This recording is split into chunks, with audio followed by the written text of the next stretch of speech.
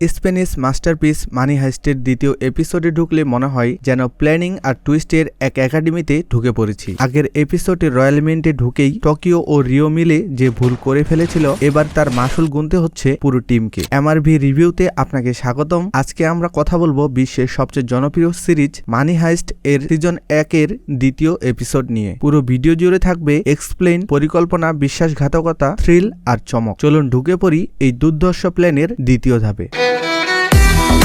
Tokyo ও Rio পুলিশের উপর গুলি চালিয়ে ফেলেছিল ভুলবশত। এতে পরিস্থিতি আরো জটিল হয়ে যায়। প্রফেসর বারবার বলেছিল কোনো রক্তপাত নয়, শুধুই কৌশল অবলম্বন করতে হবে, না হলে তারা জনগণের কাছে অপরাধী হিসেবে প্রমাণিত হবে। কিন্তু প্রথম ভুলে তাদের প্ল্যানে যেন আগুন লেগে যায়। পুলিশ অফিসার রাকেল যখন তার মেয়ের জন্মদিনের জন্য কেক কাটার অনুষ্ঠান করছিলেন, তখনই হঠাৎ অফিস থেকে কল আসে, ডাকাতরা রয়্যাল মিন্টে ঢুকে পড়েছে। কাজের সঙ্গে ব্যক্তি জীবনের লড়াই শুরু হয় এখান থেকেই। বার্লিন টোকিও রিওর প্রতি দুর্বলতা টের পেয়ে যায়। সে সরাসরি প্রফেসরের কাছে অভিযোগ করে। টোকিও খেপে গিয়ে ক্যামেরায় গুলি চালায়, যা আরো বিপদ ডেকে আনে। বার্লিন বলেন, এটা কোনো প্রেমের সফর নয়, আমরা একটা মিশনে এসেছি, তাই এসব এখানে চলবে না। তারপর বার্লিন রিওকে বোঝায় মেয়েরা হলো ছলনাময়ী। মেয়েরা বিয়ের আগে যেমন মিষ্টি মিষ্টি কথা বলে, বিয়ের পরে তার ঠিক বিপরীতটাই হয়ে থাকে। তাই বার্লিন রিওকে বোঝায়, তোমার ভালোবাসা তোমাকে একদিন শেষ করে দিবে। বাস্তবতা অনেক ভিন্ন বৎস। এসব প্রেম ভালোবাসা বাদ দিয়ে কাজে মনোযোগ দাও। রিও মন খারাপ করে বসে থাকে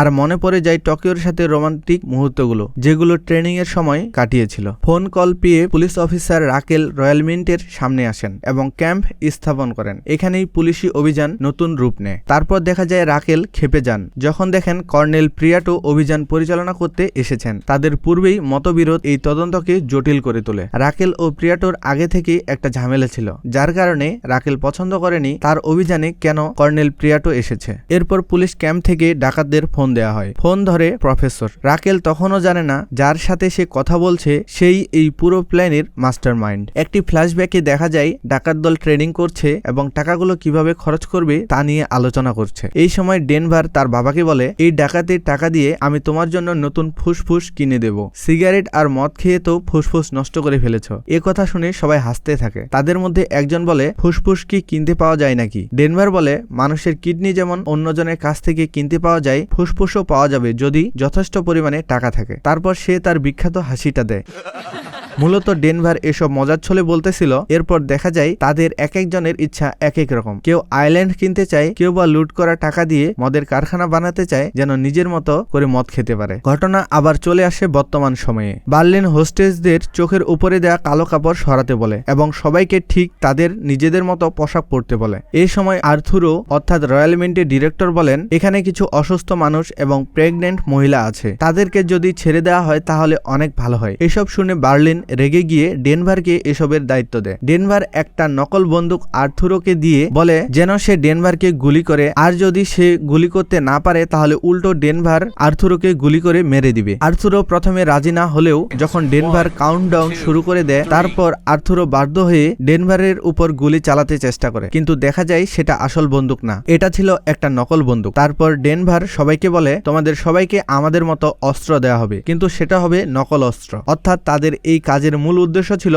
বাইরে থেকে কেউ যেন বুঝতে না পারে কারা ডাকাত আর কারা হোস্টেস। মূলত ডাকাতরা যেন হোস্টেসদের মাঝে মিলিয়ে যায়, তাই এসবের আয়োজন। আরো একটি বড় টুইস্ট দেখা যায়। আর্থুরোর গার্লফ্রেন্ড মনিকা প্রেগনেন্ট এবং নাইরোবি তাকে বলে তারা সব জানে, কারণ তারা এই ডাকাতি করার আগে এখানে উপস্থিত যারা যারা আছে তাদের ব্যাকগ্রাউন্ডের সব খবর তারা নিয়ে এসেছে। অর্থাৎ তারা হোস্টেসদের 14 গোষ্ঠীর খবর পর্যন্ত জেনে এসেছে। এরপর দেখা যায় রয়্যাল মিন্টের বাইরে পুলিশি অভিযান চালানোর জন্য টিম চলে এসেছে। এটা দেখে পুলিশ অফিসার রাকেল খেপে যায়, কারণ সে ডাকাতদের সাথে বোঝাপড়ার মাধ্যমে হোস্টেসদের রক্ষা করতে চেয়েছিল। এই সময় যদি পুলিশ অভিযান চালায় তাহলে এখানে হতাহতের ঘটনা ঘটতে পারে। কিন্তু এই সময় কর্নেল প্রিয়াটো পুলিশ অফিসার রাকেলকে এমন একটি তথ্য দেয় যেটা শুনে রাকেল অনেক অবাক হয়ে যায়। কর্নেল প্রিয়াটো বলে, ভিতরে একজন ভিআইপি আটকে পড়েছে। রাকেল ভিআইপির মানে বুঝতে না পারলে কর্নেল প্রিয়াটো ভিআইপি মেয়েটির পরিচয় তাকে বলে। তার নাম অ্যালিসন পার্কার, ব্রিটিশ রাষ্ট্রদূত বেঞ্জামিন পার্কারের মেয়ে। সে রয়্যাল মিন্টে ট্যুরে এসেছিল। পুলিশ তাকে রক্ষা করতে চায়, কারণ আন্তর্জাতিক স্তরে কেলেঙ্কারি হবার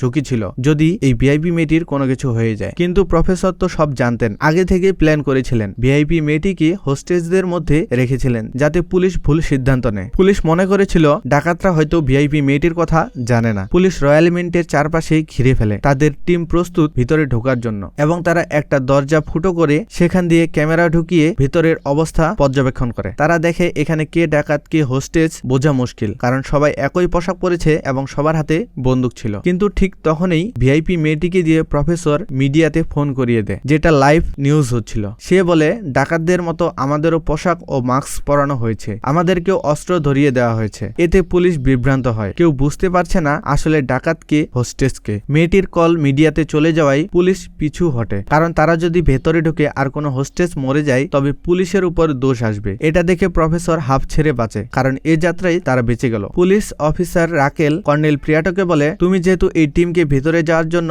এনেছিলে, এখন এই সমস্যাটা তুমি সামলাও, আমি এর মাঝে নাই। তারপর দেখা যায় রয়্যাল মিন্টের ভিতরে নাইরোবি একটা নামের লিস্ট করেছে, যেখানে হোস্টেজদেরও নাম আছে এবং হোস্টেজদের দিয়েই ভেতরে কাজ পরিচালনা করা হচ্ছে, অর্থাৎ টাকা ছাপানোর কাজ করা হচ্ছে এবং সবাইকে বলা হচ্ছে কেউ যেন থেমে থেমে কাজ না করে, 24 ঘন্টা যেন টাকা ছাপানোর কাজ চলতে থাকে। নাইরোবি বলে, বিরতি দিলেই আমাদের $5 লক্ষ ক্ষতি হবে, যা বাংলাদেশি টাকায় 5 কোটিরও অধিক। তারপর নাইরোবি বলে, প্রতি 3 ঘন্টা পর পর মেশিনের কালি এবং অন্যান্য জিনিসপত্র মেরামত করা হবে। এরপর দেখা যায় ফুল দমে টাকা ছাপানোর মেশিন দিয়ে টাকা তৈরির কাজ চলতে থাকে। তারপর নাইরোবি হাসতে হাসতে টোকিওকে বলে, টোকিও আমাদের তো লটারি লেগে গেছে রে। এটা শুনে টোকিও হাসতে থাকে। তারপর দেখা যায় পুলিশ অফিসার রাকেল ক্লান্ত শরীর নিয়ে একটি রেস্টুরেন্টের ভিতরে এসেছে। তার মাকে একটা মেসেজ দেওয়ার জন্য ফোন বের করলে দেখা যায় তার ফোনে চার্জ নেই। রেস্টুরেন্টের ম্যানেজারকে বলে যে চার্জার আছে কিনা, কিন্তু ম্যানেজার বলে তার কাছে কোনো চার্জার নেই। ঠিক এই সময় রাকেলের পেছন থেকে প্রফেসর বলে যে আমার ফোনটা দিয়ে আপনি কথা বলতে পারেন। আর এখানে আরেকটা টুইস্ট উঠে আসে, যে পুলিশ অফিসার রয়্যাল মিন্টের ভিতরে কিভাবে ডাকাতদের হাত থেকে হোস্টেজদের রক্ষা করবে, সেই পুলিশ অফিসারকেই আবার এই প্ল্যানের মাস্টারমাইন্ড প্রফেসর তার ফোন দিচ্ছে কল করার জন্য, যার কারণে আমাদের পরবর্তী এপিসোড দেখার আগ্রহ আরো বেশি বেড়ে যায়। এই ছিল মানি হাইস্টের সিজন 1 এর দ্বিতীয় পর্ব। প্ল্যান, রোমান্স, বিশ্বাসঘাতকতা আর টুইস্টে ভরা এই এপিসোডের শেষে আপনি যদি এখন এই তৃতীয় এপিসোড দেখতে না বসেন তবে আপনি নিশ্চিতভাবে অনেক বড় ধৈর্যশীল। ভিডিওটি ভালো লাগলে লাইক, কমেন্ট এবং সাবস্ক্রাইব করতে ভুলবেন না। সামনে নিয়ে আসছি সিজন 1 এর তৃতীয় এপিসোডের ভয়ঙ্কর টুইস্ট সহ এক্সপ্লেনেশন। দেখা হবে পরের পর্বে।